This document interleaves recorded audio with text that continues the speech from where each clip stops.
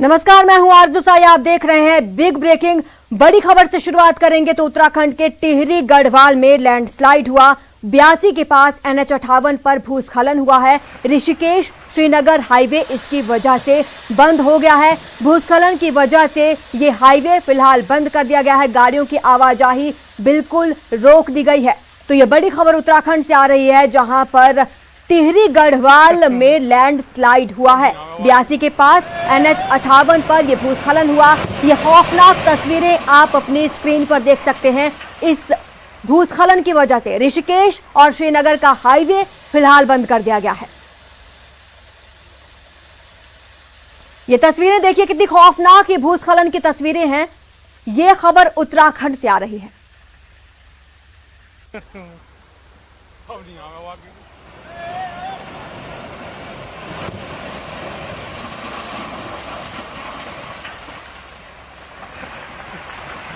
हालांकि बरसात के मौसम में अक्सर ही पहाड़ों से ऐसी तस्वीरें सामने आती हैं। इस बार उत्तराखंड के गढ़वाल में ये खबर आ रही है भूस्खलन की। ऋषिकेश श्रीनगर हाईवे इसकी वजह से बंद हो गया है।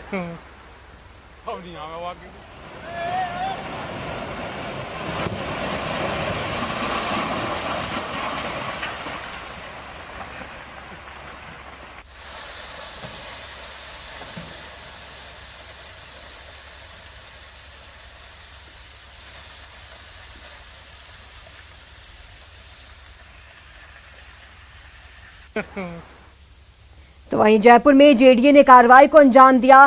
3 भूखंडों को सील कर दिया गया है और इमारत को 0 सेटबैक पर 32 फ्लैट्स बनाए गए थे और इस दौरान मौजी विहार में ये सीलिंग की कार्रवाई की गई है। 2 भूखंडों को सील कर दिया गया है। आपको बता दें कि इन 2 भूखंडों पर 5 मंजिला इमारत बनाई गई थी। 0 सेटबैक पर 32 फ्लैट्स बना दिए गए थे और अब इन पर सीलिंग की कार्रवाई की गई है। जयपुर में JDA ने यह कार्रवाई की है। जयपुर में JDA की यह बड़ी कार्रवाई। यहां पर मौजी विहार में सीलिंग की कार्रवाई को अंजाम दिया गया है। हमारे संवाददाता लवली वधवा हमारे साथ जुड़ चुके हैं। लवली, ये किस तरह की कार्रवाई है और कहां पर ये 32 फ्लैट्स बनाए गए थे, और जब ये फ्लैट्स बनाए गए थे तब प्रशासन कहां था? देखिए, बिल्कुल राजधानी जयपुर के जोन 8 में ये पूरी कार्रवाई को अंजाम दिया गया है। जयपुर का जो JDA क्षेत्र है, जोन 8 अलग जोनों में विभाजित है। उस जोन 8 में मौजी विहार नाम की कॉलोनी है, जहां पर ये सीलिंग की कार्रवाई जो है इस वक्त पूरी की जा रही है। आपको बता दें कि इससे पहले भी JDA को जब सूचना मिली थी तो मौके पर JDA की ओर से धारा 32-33 के नोटिस जो है काम रुकवाने के वो दिए गए थे, लेकिन उसके बावजूद भी जो लॉकडाउन का पीरियड था उस दौरान जबरदस्त तरीके से 24 घंटे काम चला करके आज इस काम को इस अंजाम तक पहुंचा दिया गया। लेकिन लॉकडाउन में तो काम को रोकने की सरकार ने अपील की थी, निर्देश दिए गए थे, गाइडलाइंस थी ऐसे कि काम नहीं होगा। ऐसे में निर्माण कार्य कैसे हुआ प्रशासन के नाक के नीचे? आप देखिए, बिल्कुल प्रशासन की इस कार्यप्रणाली पर भी सवाल उठ रहा है कि आखिरकार तब ये लोग कहाँ गए थे जब ये पूरा निर्माण हो रहा था। बड़ी बात यह है कि 5 मंजिला निर्माण होने के बाद में सीजिंग की कार्रवाई यहाँ पर की जा रही है और ऐसे में इस भूखंड के मालिक के पास में ना तो लैंड कन्वर्जन के दस्तावेज हैं, ना प्लॉट बनाने को लेकर के कोई नक्शा पारित कराया गया। पूरी तरह से अवैध रूप से इमारत जिसे कह सकते हैं सेटबैक का वायलेशन करते हुए वो बनाए गए थे। यानी कि अगर इन फ्लैटों को किसी ने खरीदा हो या खरीदने जा रहा हो तो उसकी जेब के साथ एक बड़ी ठगी के वारदात जो है वो हो सकती थी। और फिलहाल यहाँ पर सीजिंग की कार्रवाई करके खानापूर्ति जरूर की गई है, लेकिन बड़ी बात यह है कि इस तरह की इमारतें लगातार जयपुर शहर में बनती जा रही है, जिनके खिलाफ ठोस कार्रवाई अगर हो तो ये जो भूमाफिया हैं, जो जिस तरह से जो गलत तरीके से सरकार के राजस्व को चूना लगाते हैं और उसके बाद में जो आम जनता है जो अपनी मेहनत की कमाई से मकान खरीदती है वो भी यहाँ पर ठगी जाती है। तो उम्मीद की जानी चाहिए कि इस खबर के बाद में जो सरकार और प्रशासन और तमाम जो लोग हैं वो जो है अवैध इमारतों के खिलाफ लगातार कार्रवाई करेंगे, ताकि अवैध इमारतें जिस तरह से लगातार बन रही हैं तेज गति से जयपुर शहर में अवैध निर्माण जिस तरह से चल रहा है उसको लेकर के कई बार लोगों ने सवाल उठाए, विधानसभा में भी कई बार मुद्दा उठाया।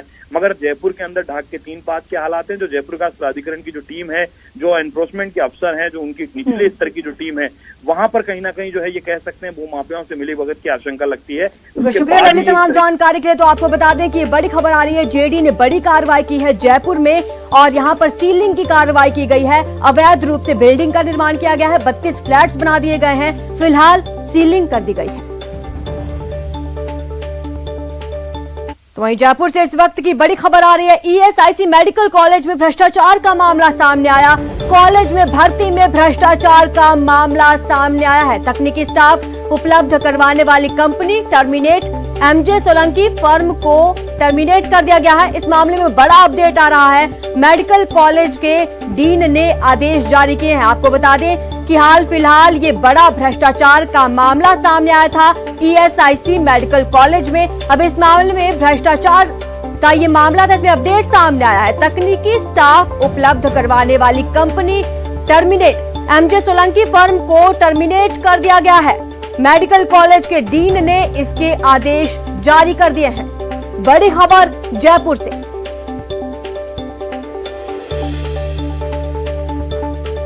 आपको बता दें ईएसआई मेडिकल कॉलेज का यह मामला है जहां भ्रष्टाचार का मामला सामने आया था। भर्ती प्रक्रिया को लेकर अब एमजे सोलंकी फर्म को टर्मिनेट कर दिया गया है। मेडिकल कॉलेज के डीन ने इसके आदेश जारी कर दिए गए हैं। तो वहीं उदयपुर में पुलिस की कार्रवाई, 7 बाल श्रमिकों को मुक्त कराया। मुखबिर की सूचना पर यह कार्रवाई की गई। निजी बस को रोककर सफलता मिली। मजदूरी के लिए गुजरात से इन्हें लाया जा रहा था। बच्चों को गोगुंदा थाने लाया गया है। तो बड़ी कार्रवाई इस वक्त सामने आ रही है पुलिस की। आपको बता दें कि 7 बाल श्रमिकों को मुक्त कराया है। मुखबिर की सूचना पर यह कार्रवाई की गई। हमारे संवाददाता सतीश शर्मा जुड़ चुके। सतीश, क्या है ये पूरा मामला? अर्जू, आदिवासी इलाकों से बाल तस्करी का कोई मामला जो है नया नहीं है। इससे पहले भी लगातार मानव तस्करी विरोधी यूनिट और गोगुंदा थाना पुलिस लगातार इस तरह की कार्रवाई करती रही है और इसी कड़ी में यह कार्रवाई की गई है। और आप देखिए, लॉकडाउन जिस तरह से खुला है और अनलॉकडाउन शुरू हुआ है, तो अनलॉक होते ही किस तरह से वापस महाराष्ट्र और गुजरात के लिए बाल श्रमिकों की जरूरत पड़ रही है और कैसे वहां पर दलालों के मार्फत बच्चों को ले जाया जा रहा है। इसी कड़ी में ये कार्रवाई अपने आप में वो तमाम चीजें बता रही है। 7 बाल श्रमिक यहाँ पर पकड़े गए हैं। रेस्क्यू करके उन्हें गोगुंदा थाने में लाया गया और फिलहाल यहाँ पर केडब्ल्यूसी की टीम को भी सूचना दी गई और वो अपनी कार्रवाई में जुटी हुई। तो अभी इन बाल श्रमिकों को क्या पुलिस स्टेशन में रखा जाएगा, किसी बाल संरक्षण गृह भेजा जाएगा या परिजनों को सौंप दिया जाएगा? इस तरह की कोई जानकारी? देखिए, इसके लिए जो तय नियम है वो पहले से निर्धारित है। पहले इन्हें गोगुंदा थाना लाया गया और उनसे पहले एक बार व्यक्तिगत पूछताछ की जा रही कि आप किनके मार्फत कहाँ जा रहे थे और आपको कितना पैसा मिल रहा था। उसके बाद इन्हें जो है कुछ देर बाद सीडब्ल्यूसी की टीम जो है यहाँ से लेकर बाल श्रम जो सुधार गृह है वहां लेकर जाएगी और वहां पर कुछ दिन रहने के बाद परिजनों को समझा कर बाद में उसे परिजनों को सुपुर्द किया जाएगा। ठीक है सतीश, तमाम जानकारी के लिए। तो आपको बता दें कि ये बड़ी खबर इस वक्त उदयपुर से आई है जहां पर 7 बाल श्रमिकों को रेस्क्यू कर लिया गया है। फिलहाल सीडब्ल्यूसी को सूचना दी गई है जिसके बाद आगे की कार्रवाई की जाएगी।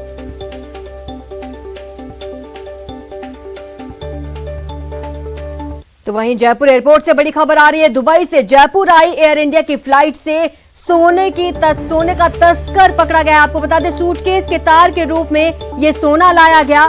सोने पर रासायनिक लेप करके इसकी तस्करी की जा रही थी। कई उपकरणों में भी सोना छुपाया गया था। 351 ग्राम सोने की तस्करी का ये मामला बताया जा रहा है। कस्टम विभाग ने आरोपी यात्री को पकड़कर उससे पूछताछ शुरू कर दी है। कस्टम अधिकारी यात्री से पूछताछ कर रहे हैं और आयुक्त सुभाष अग्रवाल के निर्देश पर यह कार्रवाई की गई। आपको बता दें जयपुर एयरपोर्ट पर अक्सर ही ऐसे मामले सामने आते हैं। इस बार कस्टम की टीम को बड़ी कामयाबी मिली। 17 लाख का सोना पकड़ा गया है।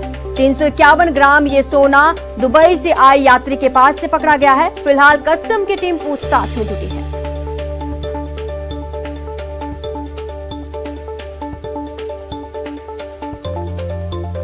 तो वहीं उदयपुर में एक मनचले की ग्रामीणों ने जमकर धुनाई कर दी।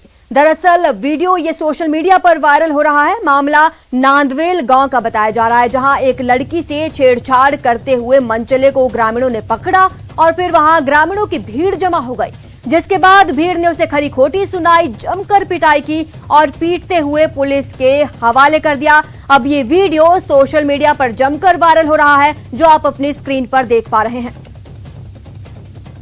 तो छेड़खानी के आरोप में मनचले की जमकर पिटाई की है ग्रामीणों ने। उसके बाद उसे पुलिस के हवाले कर दिया गया।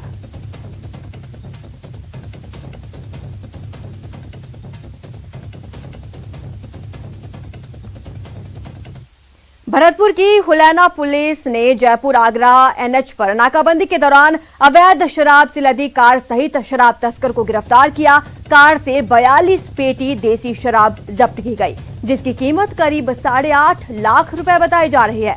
पुलिस के मुताबिक कार ने एनएच पर लगाई गई नाकाबंदी तोड़कर भागने की इस चालक ने कोशिश की, जिसे 4 लेन पर बैरिकेड्स लगाकर रोक दिया गया। इसके बाद कार चालक ने जंगल में भागने की कोशिश की, लेकिन पुलिस ने उसे दबोच लिया। इस कार से भारी मात्रा में अवैध शराब जब्त की गई है।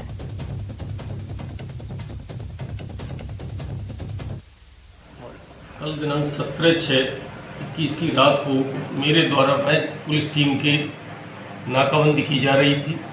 NH 21 पर दौरान नाकाबंदी एक फेट कार सफ़ेद रंग की आती हुई दिखाई दी, जिसे मेरे द्वारा पुलिस टीम द्वारा रोकने का इशारा किया, लेकिन गाड़ी का चालक नाकाबंदी तोड़कर भागने का प्रयास करने लगा, जिसे बैरिकेड लगाकर बामुश्किल तमाम रोका गया।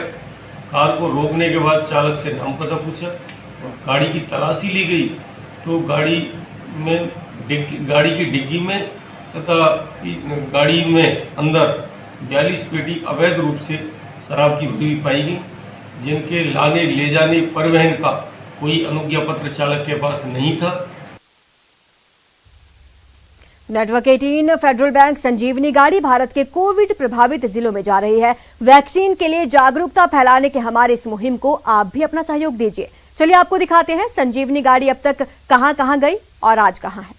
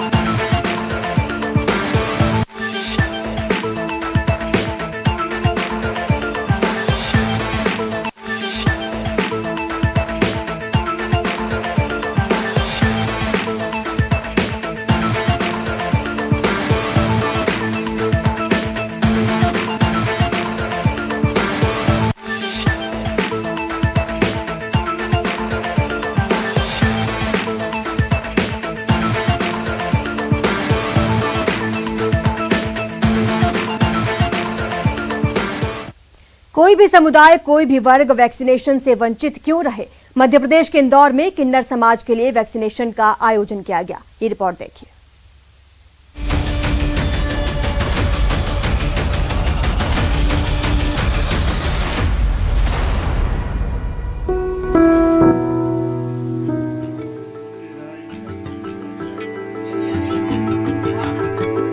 किन्नरों को देखने समझने का समाज में हर किसी का अपना नजरिया हो सकता है, लेकिन बेशक समाज में किन्नरों को एक अलग रुतबा हासिल है।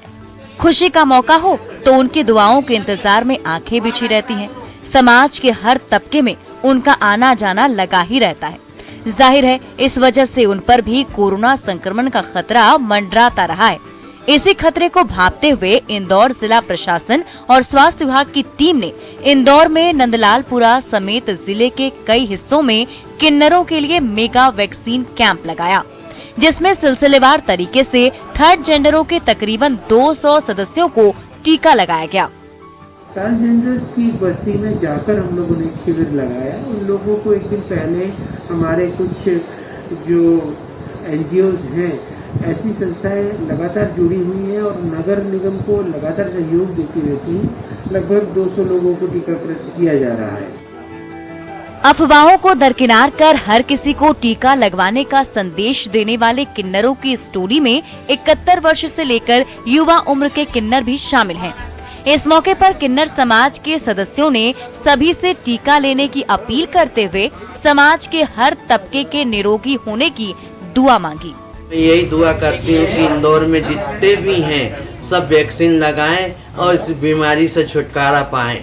मैं यही दुआ करती हूँ, मालिक करे पूरा इंदौर सुख शांति रहे। दरअसल इंदौर जिला प्रशासन कोरोना संक्रमण की रोकथाम के लिए 100% टीकाकरण का प्रयास कर रहा है। इसी कड़ी में इंदौर प्रशासन ने शहर के अलग अलग इलाकों में रहने वाले थर्ड जेंडर के सदस्यों का भी टीकाकरण किया। मैं यही दुआ करती हूँ कि इंदौर में जितने भी हैं सब वैक्सीन लगाएं और इस बीमारी से छुटकारा पाएं। मैं यही दुआ करती हूँ, मालिक करे पूरा इंदौर सुख शांति रहे। उम्मीद है दुआओं में समाज के हर तबके की खुशहाली चाहने वाले किन्नरों की बातें गंभीरता से सुनी जाएगी और कोरोना मुक्त भारत का सपना जल्द साकार होगा। इंदौर से ब्यूरो रिपोर्ट, न्यूज़ 18 नेटवर्क।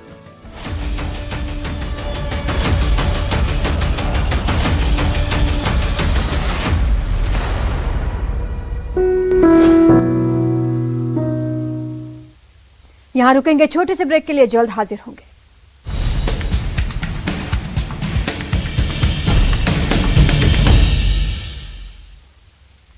अब बात लगातार प्रकृति की मार झेल रहे किसानों की। पिछले 2 सालों से टिड्डियों का टेरर, पानी की किल्लत और बेमौसम बारिश की मार झेलने वाले किसान अब समय पर मुआवजा न मिलने से परेशान हैं। पहले टिड्डियों का टेरर, फिर पानी की किल्लत।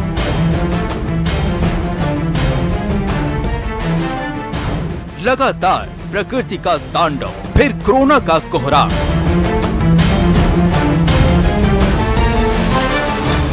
अब किसानों को मुआवजे का इंतजार। किसानों का किस्मत कनेक्शन।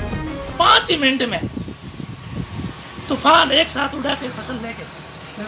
अब उसको 3 महीने हो गए। सरकार ने आश्वासन दिया था कि जिस किसान का नुकसान हुआ है वो आत्महत्या के लिए मजबूर था, लेकिन उसको आश्वासन देकर के उसको बचाया गया कि हम जल्दी ही आपदा कोष से आपकी आपदा राशि स्वीकृत करवा देंगे, लेकिन अभी तक 1 भी रुपया स्वीकृत नहीं हुआ है।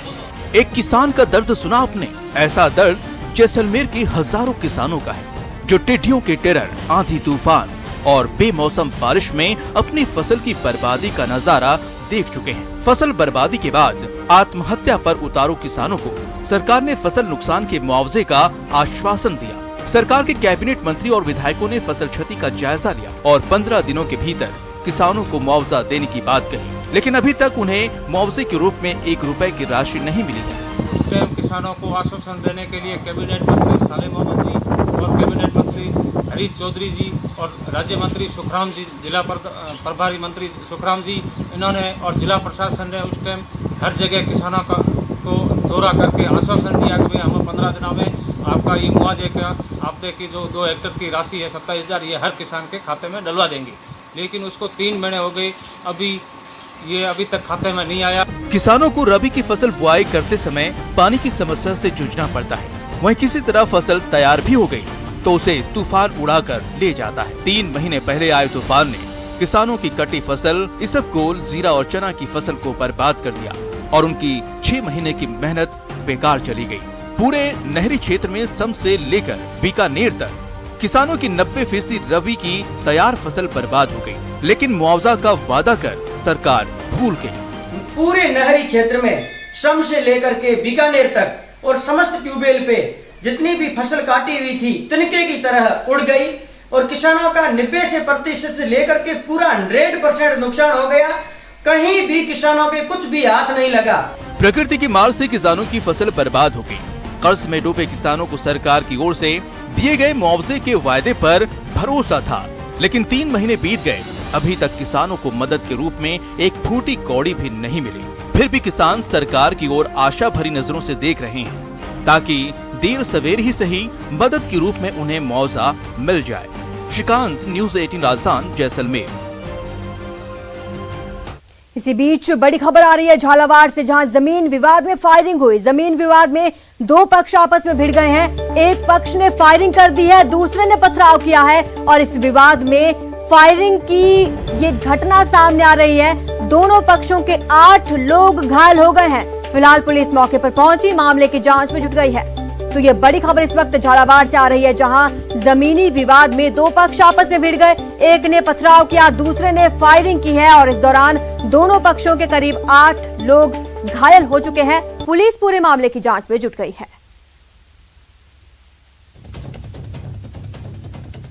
ये तस्वीरें आप देख सकते हैं किस तरह से दोनों पक्षों में जमीन को लेकर विवाद हुआ। एक तरफ से फायरिंग हुई, दूसरी तरफ से पथराव हुआ। कितने गंभीर रूप से घायल ये लोग हुए हैं। 8 लोग इस दौरान दोनों पक्षों के घायल हो चुके हैं। फिलहाल पुलिस मौके पर पहुंची और अब जांच में जुट गई है। घायलों को अस्पताल में भर्ती कराया गया है। 8 लोग इस जमीनी विवाद में घायल हो चुके हैं। झालावाड़ से खबर आपको बता रहे हैं, जहां दो पक्ष जमीनी विवाद में आपस में भिड़ गए। फायरिंग हुई, पथराव हुआ और दोनों पक्षों के 8 लोग घायल हो गए हैं, जिन्हें अस्पताल ले जाया गया। पुलिस मौके पर पहुंची और अब जांच में जुट गई है। ये तस्वीरें आप देख सकते हैं, विवाद की ये तस्वीरें हैं और दूसरी तरफ घायलों की ये तस्वीरें आप देख पा रहे हैं।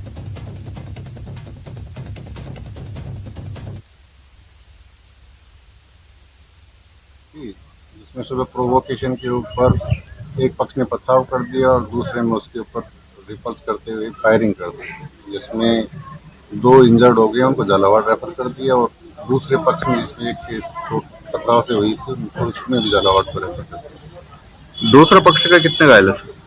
एक पक्ष में 2 है, जिसका बीवी, बेवफाई और बॉयफ्रेंड, यानी इश्क, दीवानगी और जुनून का ऐसा कॉकटेल जिसके चक्कर में जो फंसा वो काम से गया। मगर हम दीवानगी की एक ऐसी कहानी आपको बताने जा रहे हैं जो जरा हटकर है। मोहब्बत में दीवानगी की हद, माशूका का मीलों का सफर, शिमला टू सादुल शहर। प्यार दीवाना होता है। कानून की पनाह में आशिक और माशूका। इस लव स्टोरी में माशूका इश्क में ऐसी दीवानी हुई कि रिश्तों के सारे बंधन तोड़ दी और मीलों का सफर तय कर अपनी मोहब्बत को मुकाम दे दी। दीवानगी में कुछ ऐसा कर गए, मोहब्बत की हदें पार कर गए।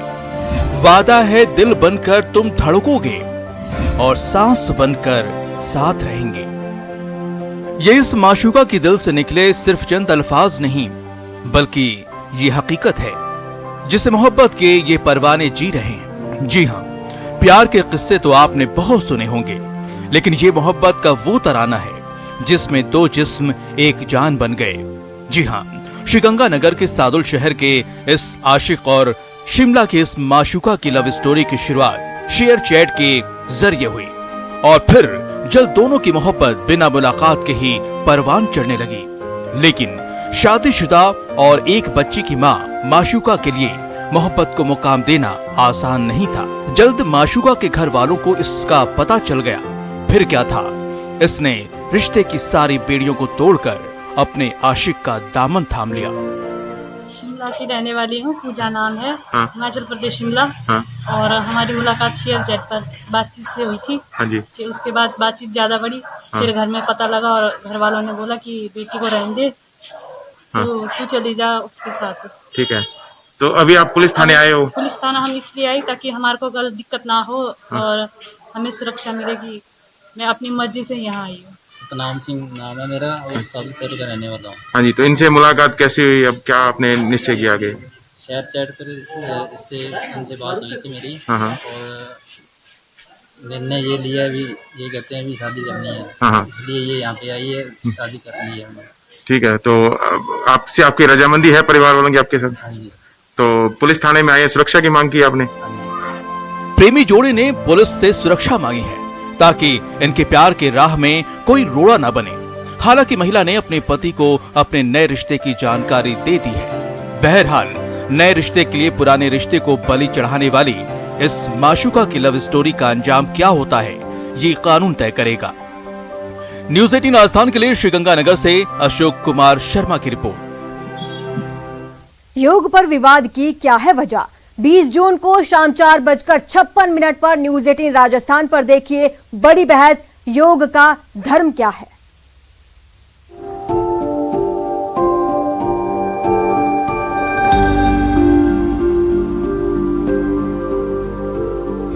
न धार्मिक ज्ञान, न पूजा, न जप, न आराधन। स्वस्थ शरीर, सुंदर मन, उत्तम बुद्धि का साधन।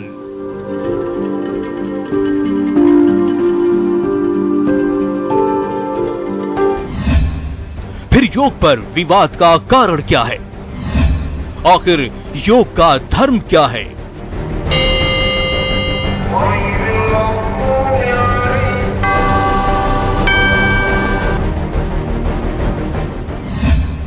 योग को लेकर धर्म गुरुओं के साथ सबसे बड़ी बहस।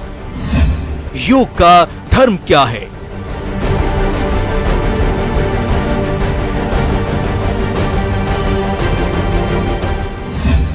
न्यूज़ 18 राजस्थान पर देखिए 20 जून को शाम 4:56 पर।